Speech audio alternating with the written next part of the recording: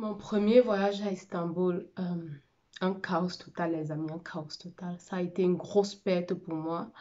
Je ressens les séquelles de ce voyage jusqu'aujourd'hui dans mes affaires. C'était mon premier voyage d'affaires à Istanbul, mon premier voyage où je suis partie faire, acheter mes marchandises, acheter les marchandises en gros pour vendre au pays.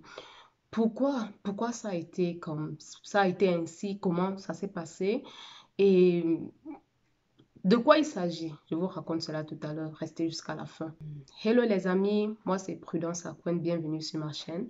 Sur cette chaîne, je vous partage mes astuces, les astuces par rapport au commerce en ligne. Moi-même, je suis e-commerçante et sur cette chaîne, je vous partage justement mes astuces basées sur mon expérience personnelle. Je vous partage ces astuces vous permettront de booster votre business, de booster votre commerce si vous vous allez à lancer. Et pour ceux qui ne sont pas encore lancés, ça va leur motiver à se lancer parce que c'est un domaine qui paye, comme je l'ai dit toujours. Donc, mon premier voyage à Istanbul, je voulais vous parler de ça aujourd'hui. Ça fait mon premier voyage à Istanbul, c'était en octobre 2020. Donc aujourd'hui, je vous parle de ça parce que j'ai pris le temps de digérer la chose avant de venir vous présenter quoi. En fait, qu'est-ce qui s'est passé? J'arrive à Istanbul en octobre 2020. J'avais bien organisé, j'avais pris un agent sur place et tout. J'ai fait mes achats. Première erreur que j'ai fait, c'était de ne pas acheter beaucoup de marchandises parce que quand tu te déplaces pour Istanbul, tu payes le billet d'avion, l'hôtel, tous les papiers qu'il y a à faire avant de te déplacer. Donc, ça veut dire que ce sont les dépenses. Et aussi le séjour. Donc, ce sont les dépenses qui doivent se rentabiliser après. Et pour cela, je conseille toujours d'acheter le max de marchandises possible. Ok? Si vous vous déplacez pour Istanbul, ça veut dire que vous avez réservé déjà un capital. Vous avez accumulé un capital pour acheter beaucoup de marchandises. Parce que ça ne sert à rien de se déplacer, aller sur place si vous ne voulez pas acheter beaucoup de marchandises. Ça sera une perte pour vous.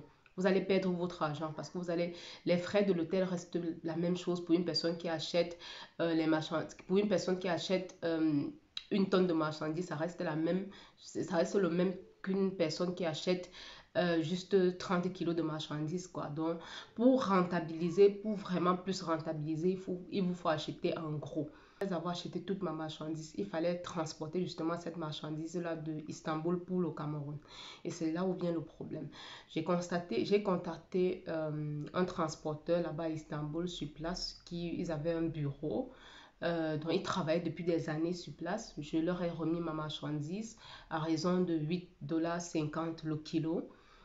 Et ils devaient m'envoyer cette marchandise-là au Cameroun, ils devaient expédier ça au Cameroun par avion. Et ils m'avaient promis que la marchandise devait arriver au pays en 3 jours, moins de 3, en fait 3 jours maximum. Donc, je leur ai remis ma marchandise, tout. On a emballé les produits, tout. Et le premier problème qui se pose, c'est qu'après 3 jours, je ne reçois pas de message. Une semaine, je ne reçois pas de message. 2 semaines, je ne reçois pas de message. C'est là que je commence à m'inquiéter.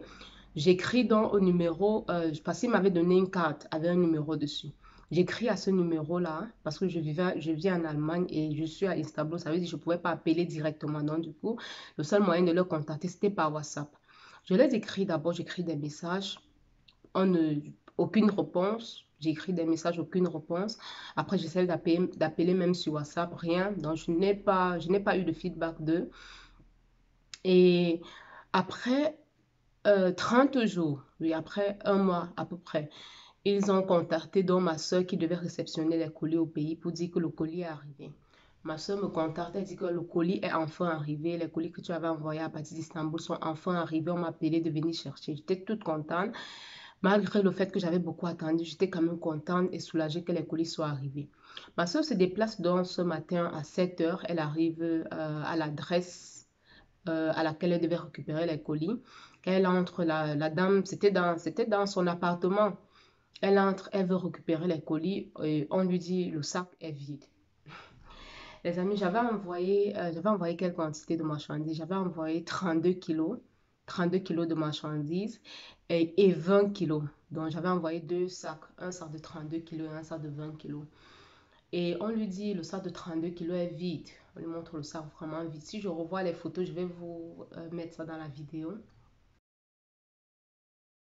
On lui dit le sac est vide. Et le sac de 20 kilos, l'autre sac de 20 kilos, c'était un sac contenant les vestes et tout. Euh, Là-bas, le sac était ouvert, mais au moins il y avait encore les produits à l'intérieur. Donc, ce qui fait que on lui dit le sac de 32 kilos est vide et il n'y a que le sac de 20 kilos qui est même ouvert, quoi. Et la dame, elle demande à la dame, mais qu'est-ce qui s'est passé et tout. Elle avait les photos parce que j'avais fait les photos du grand sac de 32 kilos qu'on avait emballé, les vidéos et tout. Mais voici le sac de 32 kilos, comment le sac est vide et tout. La dame lui raconte que non, il y a eu un souci lors du transport de la marchandise. Ils ont, je veux dire, à partir d'Istanbul, c'est ce que la dame lui dit. La dame lui dit qu'ils ont envoyé la marchandise, ils ont envoyé les colis par la Lufthansa de la partie, ils sont quittés d'Istanbul, passés par l'Allemagne avant d'envoyer au Cameroun. Donc, arrivés en Allemagne, la douane allemande a saisi les colis et les a détruits parce qu'il y avait quelques contrefaçons à l'intérieur. Ok? Ils disent que la douane allemande a saisi les colis et a détruit. Et ma grande se pose donc la question, mais qu'est-ce qui s'est passé? Normalement, mes colis quittaient d'Istanbul pour le Cameroun directement. Comment se fait-il que mes colis arrivent en Allemagne? C'est pas possible. Ils ont un peu chauffé là-bas, chauffé. Ce que la dame lui a dit de toute façon, c'est que le sac est vide, on a détruit les colis, tout ce qui reste, ce n'est que le colis de 20 kilos. Et, et c'était tout en fait. Ma grande soeur me contacte, elle me contacte au téléphone et elle me fait part de la situation. J'étais dépassée. Euh, je n'avais pas de contact. Tout ce que j'ai fait, c'est de contacter. Enfin, j'ai parlé d'abord avec la dame et tout. Euh, la dame m'a dit la même chose qu'elle a dit à ma grande sœur. Les colis ne sont pas là et tout et tout. Bon, j'ai demandé à ma grande sœur de laisser d'abord les colis là-bas, de laisser ce sac de 20 kilos là-bas et rentrer. Quand elle rentre, entre-temps, je contacte mon agent à Istanbul, c'est qui m'avait aidé à faire mes courses. Elle m'a dit qu'elle devait aller dans leur bureau à Istanbul. Et et le lendemain, donc, ma grande soeur est repartie sur place, toujours à 7 heures du matin, très tôt le matin. Ma grande soeur est arrivée sur place, elle a chauffé, comme c'est aussi une femme qui a un sang chaud. Elle a vraiment chauffé là-bas parce que c'est inadmissible. Ça, c'est une histoire à dormir debout. C'est comme si c'était de l'escroquerie, en fait. Parce que c'est pas possible que Turkish Airlines quitte d'Istanbul pour le Cameroun. Donc, il y a un vol qui quitte d'Istanbul pour le Cameroun. C'est inadmissible que mes bagages quittent d'Istanbul. Ça part d'abord en Allemagne avant d'aller au Cameroun. Ça n'a pas, je veux dire, il n'y avait pas, il n'y avait pas une cohérence entre ces histoires-là. Donc, du coup, on se sentait un peu arnaqué. Euh, Ma grande soeur a chauffé là-bas. Et la dame de Douala chez qui elle devait récupérer les marchandises, a contacté sa patronne, dont la patronne qui était à Yaoundé. Parce elle est quittée d'Istanbul, elle était à Yaoundé actuellement, ce temps-là. Et quand la dame contacte la dame de Yaoundé, ma grande soeur parle avec la dame de Yaoundé. La dame de Yaoundé lui dit que oui, justement, avant cela, j'avais envoyé les photos de mes marchandises. J'avais envoyé les photos des sacs que j'avais achetés. Donc, quand on a envoyé dans la dame de Yaoundé, elle a pu identifier quelques sacs à l'intérieur. Elle a pu identifier quelques sacs. Et c'est le lendemain, c'est ce jour-là que la dame de Douala a dit à ma grande soeur qu'effectivement, la patronne a porté quelques cartons avec les sacs à l'intérieur pour aller à Yaoundé avec. C'est là où les histoires commencent, en fait, les histoires commencent un peu, quoi. Parce que, en fait, je me demandais si ce sont mes sacs, parce que j'avais envoyé une valise, un sac de sacs. Si ce sont mes marchandises, pourquoi elle a donc transporté ces marchandises et aller à Douala avec, aller à Yaoundé, sachant que c'est à Douala que je devais récupérer les colis. On a chauffé. Après, justement, on m'a mis en contact avec la patronne qui était à Douala. J'ai causé avec la patronne. J'ai envoyé les photos de mes marchandises. Elle a identifié quelques sacs. Elle a identifié. Et la dame d'Istanbul, en même temps, mettait la pression aux gens d'Istanbul, quoi. Donc, on a pu récupérer une partie de la marchandise sur les 52 kilos en tout envoyé. On a récupéré 41 kilos. Donc, après avoir identifié, j'ai dû envoyer tous les tableaux Excel que j'avais élaborés pour moi, toutes les photos et les vidéos que j'avais de mes produits. Ils ont pu identifier ça là-bas à Yaoundé et elle m'a fait un sac qu'on a expédié par la suite sur Douala. Et Bon, cette histoire-là est restée comme ça. Et le problème, le véritable problème, c'est que la dame de Yaoundé même, elle te donnait tellement de faux rendez-vous. Elle nous donnait tellement de faux rendez-vous. Elle nous dit que bon, elle va nous faire signe après à 16 h. À 16 h, ne fait pas signe. Le lendemain, ne fait pas signe. On l'appelle, elle ne décroche pas. On écrit, elle ne décroche. On écrit, donc, quand on écrit, elle ne décrochait pas en fait. Elle ne répondait pas aux écrits. Donc, tellement, c'était ridicule. Euh, on a pu, quand on a expédié le colis à ma grande sœur, elle a récupéré, au moins c'était une partie de ça récupérée. Mais malheureusement, les colis qui sont arrivés étaient défects, c'était gâté en fait, c'était endommagé. Les sacs que j'ai reçus, c'était soit les sacs déchirés, avec les manches cassées. En fait, il y avait beaucoup de produits qu'on ne pouvait plus vendre. Et donc, vraiment beaucoup de produits qui étaient gâtés à l'intérieur. Et le reste des 11 kilos qu'on n'a pas récupérés, j'ai demandé, voilà, justement, c'était, les colis sont arrivés en 2020 et en décembre 2020, moi-même, je me déplaçais pour le pays. Donc, j'arrive dans le pays, je me déplace pour Yaoundé et je monte un coup avec mon petit frère qui s'est présenté comme un grossiste qui venait dans la boutique de cette dame, de la patronne du cargo, de cette dame à Yaoundé, acheter les marchandises en gros. Donc, mon petit frère a appelé, tout, ils ont fixé un rendez-vous et là, mon petit frère est parti avec moi sur place. Et quand on arrive sur place, Dieu merci, je rencontre cette patronne-là elle-même. Et ce qui m'a un peu apaisée, c'est que j'ai vu qu'elle était dans les problèmes. Donc, même si l'histoire qu'elle m'a racontée ne tenait pas la route, ne tenait pas, en fait, ce n'était pas logique pour moi, au moins, j'ai vu, il y avait un problème. C'est pas comme si elle a pris mes marchandises, elle a déposé dans sa boutique. Elle a eu un problème que je ne connais pas jusqu'à aujourd'hui. Mais elle a eu un problème parce que même sa boutique était vide, elle était assise là, elle ne ressemblait à rien. Donc c'était du genre, tu ressentais que la dame était fauchée. Et, et comme je disais, pourquoi depuis j'insiste sur le fait que cette histoire ne tient pas debout? Parce que même s'ils avaient envoyé mes marchandises par l'Allemagne, donc ça veut dire qu'en Allemagne, la douane allemande devait voir cette marchandise-là comme une marchandise de transit. La douane allemande n'ouvre pas les colis quand ces colis-là ne restent pas sur le territoire allemand. Donc ce sont les colis qui sont juste en transit, ils ne vont pas ouvrir.